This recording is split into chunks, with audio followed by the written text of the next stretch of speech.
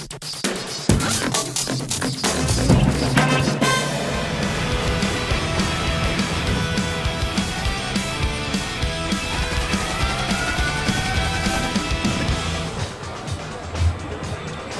right off the bat, you can see we have some new helicopters. We've got brand new physics for the vehicles. We've got all new destruction. The engine has basically been reworked from the ground up. Right here you can see our commando unit. This is one of the barrages in the game. And we've introduced barrages, which are sort of a special power-up that for a limited amount of time you can just be really overpowered and blow things up. Just like in the first game, you can use every unit, and there's even more emphasis on it this time around.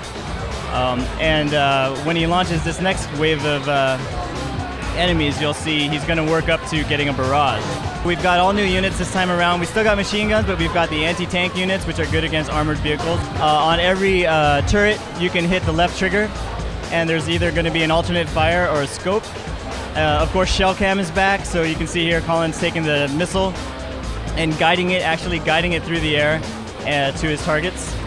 You can see on the lower left-hand corner of the screen that we've got a combo meter.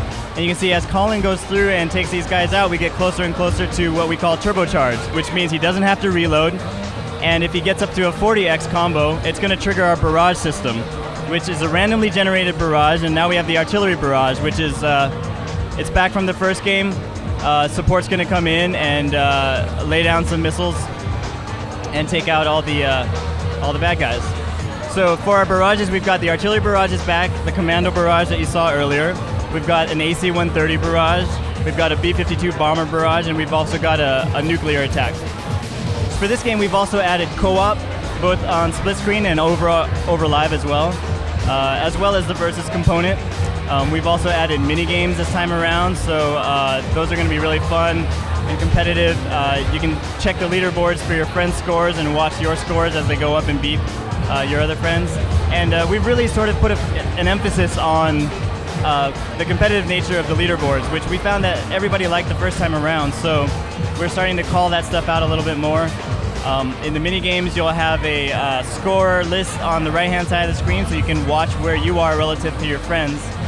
And the stats are back. The decorations, we're calling them decorations now. They were ration tickets in the first game. They're sort of secondary objectives. As you can see here, you got the commando barrage again, so he's going to jump in there and take guys out. We've still got achievements. We've got avatar awards. The mortar units are back. This time they play a little bit more of a supporting role. We've added a lot of new features, like you can see the thrill ride bonus coming up, and that's if you're accelerating through with the shell cam and you hit your target and kill it, you'll get a thrill ride bonus.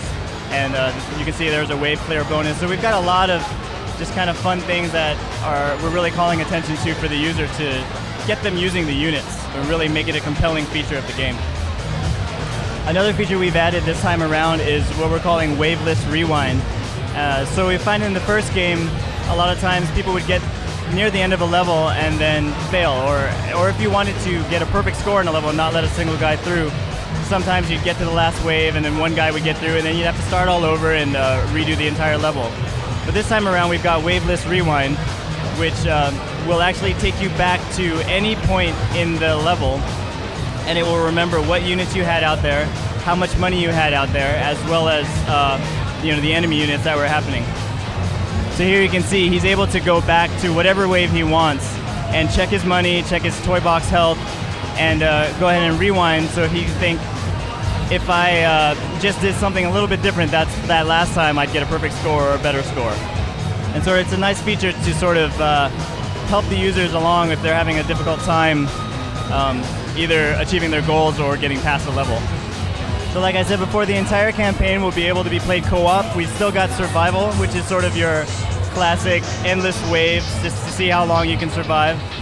We've got that on co-op as well. That's Toy Soldiers Cold War, Summer of Arcade 2011, Xbox Live exclusive.